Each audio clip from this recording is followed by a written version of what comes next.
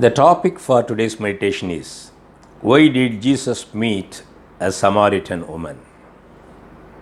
We all know well, Lord Jesus Christ taught many things, all are unique. But when we look at the incident of Lord Jesus Christ meeting a Samaritan woman, we have our own questions. Why did Lord Jesus meet her? The reason is, she was not a good woman in the eyes of the world.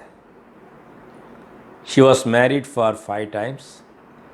Again, she was living with a person who was not married to her. Still, Lord Jesus Christ met her. Lord Jesus Christ met her at a well. It was 12 o'clock in the morning. All these things make us think why Lord Jesus Christ met her. Now from the Bible verses, let us understand the purpose of Lord's meeting to that particular woman. We may open our Bibles to the book of John chapter 4 to understand more about the incident. Here we see Lord Jesus Christ was going through Samaria. Jesus' disciples went into the town to buy food. That was the time Lord Jesus Christ, he went near a well. He met that woman. He asked for water. Here we understand, as soon as Lord Jesus Christ asked for water, she responded in a different manner. That let me read for you. Let me read verses 7 and 8. A woman of Samaria came to draw water. Jesus said to her, "Give me a drink." For his disciples had gone away into the city to buy food. Let me continue. Then the woman of Samaria said to him, "How is it that you, being a Jew, ask a drink from me, a Samaritan woman? For Jews have no dealings with Samaritans." Here we understand from this Samaritan woman's statement that Lord Jesus Christ was breaking the barrier between Jews and Samaritans. Jews thought they were always high. They were not taking water from any other people than Jews. They thought they were too holy and others were sinners. Others were low. So here, this woman marveled at Lord Jesus Christ and spoke to him, saying, "You are a Jew, I am a Samaritan. How can you ask water from me?" So here we understand Lord Jesus Christ met Samaritan woman to tell us that he doesn't see any race, caste or creed. He is for everyone. Here we see the humble or accepting nature of Lord Jesus Christ. He was accepting everyone, irrespective of any caste or any status or any race. Then the conversation was continuing. She could have given water immediately. Rather than giving water, he started speaking, and Lord Jesus Christ also picked up conversation. Then Lord Jesus Christ spoke to her. Let me read those verses for you. Verses beginning from 10. Jesus answered and said to her, "If you knew the gift of God, who it is who says to you, 'Give me a drink,' you would have asked him, and he would have given you living water." So Lord Jesus Christ started speaking to her. If you knew the person who was talking to you, you could have asked for water, the living water. Lord Jesus Christ meant the Holy Spirit, and she said, "You give me drink so that I need not come back to this well again." As the conversation was going, immediately Lord Jesus Christ responded in a different manner. That let me read from verse 16. Jesus said to her, "Go, call your husband and come here." The woman answered and said, "I have no husband." Jesus said to her, "You have well said, I have no husband, for you have had 5 husbands, and the one whom you have now is not your husband. In that you spoke truly." The woman said to him, "Sir, I perceive that you are a prophet." So here we understand any kind of sinner can have remission of sins or salvation through Lord Jesus Christ. Here we understand she was the most sinful woman. She had married 5 husbands. She was living with a person who was not her husband. Here Lord Jesus proves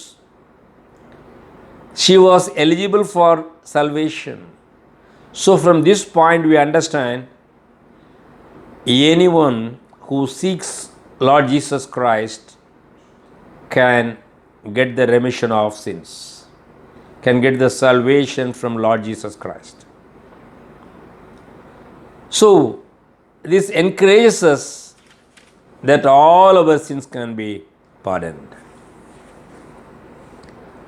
Now the conversation was going on. Here we understand we can worship God anywhere. The lady was asking Lord Jesus Christ, "We people worship in the mount, whereas you Jews, you worship at Jerusalem." Then Lord Jesus Christ clarified where to worship, whom to worship. Let me read those verses for you. Verses from 21. "Woman, believe me, the hour is coming when you will neither on this mountain nor in Jerusalem worship the Father. You worship what you do not know. We know what we worship, for salvation is of the Jews. But the hour is coming, and now is, when the true worshippers will worship the Father in spirit and truth. For the Father is seeking such to worship Him. God is spirit, and those who worship Him must worship Him in spirit and truth." Here Lord Jesus Christ gave a good explanation. God is spirit. He is everywhere. We need not worship Him at Jerusalem only. The time has come that everyone from every part of the world should worship Him. So, the meeting of Samaritan woman tells us that God is everywhere and we can worship God everywhere. And from the people belonging to all languages, all ethnicities, they have to worship God in their own places. It is what we understand from here. It is not only in Jerusalem, not only on the mountain where Lord Jesus Christ met the woman. Everywhere we need to worship Him. It is what we understand from here. So the meeting has made us understand who true God is, how to worship Him, and where to worship Him. We have to worship Him with holiness and truth.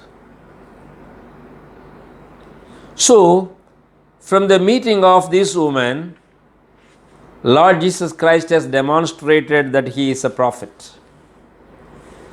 He prophesied to the woman and said about her past life.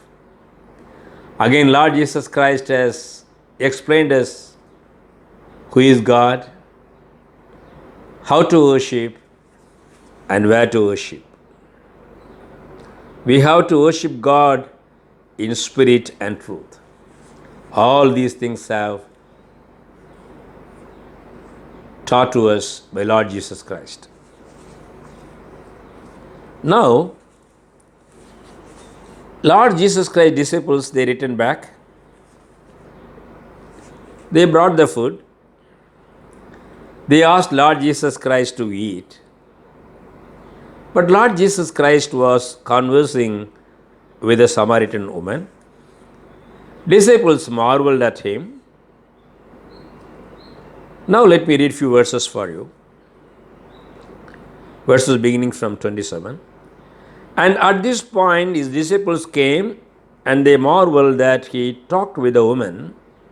Yet no one said, "What do you seek?" or "Why are you talking with her?" The woman then left the water pot, went her way into the city, and said to the men, "Come, see a man who told me all things that I ever did. Could this be the Christ?" Then they went out of the city and came to Him. In the meantime, His disciples urged Him, saying, "Rabbi, eat." But He said to them, "I have food to eat of which you do not know." Here we see disciples were present. Samaritan woman had left her pot in the place where Lord Jesus Christ met her. She ran into the village which she belonged to, called the people, brought all the people to Lord Jesus Christ. On the other hand, disciples were urging Lord Jesus Christ to have His food. Jesus said, He already had the food to eat. He was not focusing on the worldly food. Again, Lord Jesus Christ, He explained to His disciples, verse 34, "My food is to do the will of Him who sent me and to finish His work." So Lord Jesus Christ was focusing on the Samaritan woman, not on the food. The reason is, Lord Jesus Christ's heart was to fulfill the desires of His Father. He was after winning souls. He was after winning the soul of that Samaritan woman and of the souls of the Samaritans. They all came to Lord Jesus. He was so much happy. So here we understand, Lord Jesus Christ met that Samaritan woman. The reason is, Lord Jesus Christ knew very well that she would bring many souls to Him, to the kingdom of God. If we are after doing God's ministry, if we are for doing God's ministry, then naturally Lord Jesus Christ will meet us. He is looking for people who would do His ministry, who would long to tell others about salvation. Here we find the Samaritan woman. She was a good communicator, who was mission-minded, who was excited to proclaim the gospel to others. So from this particular meeting, we understand Lord Jesus Christ doesn't see any race, language, or caste. He broke the barrier. Lord Jesus Christ, though He was a Jew, He met Samaritans who were considered to be much lower than the Jews. Again, we understand Lord Jesus Christ has proved that any great sinner can have the remission of sins. Even in the book of Matthew chapter 18, Lord Jesus Christ explained, even if a sheep is lost, the shepherd will go after the sheep and bring it back to the fold. Once he has brought back the lost sheep, then he would be happy. After saying this parable, Lord Jesus Christ, he uttered a words that let me read for you. 18, verse 14. Even so, it is not the will of your Father who is in heaven that one of these little ones should perish. So, this is neither the will of the Father nor the will of the Son that anyone should perish because of sin. God wants each one of us to be saved.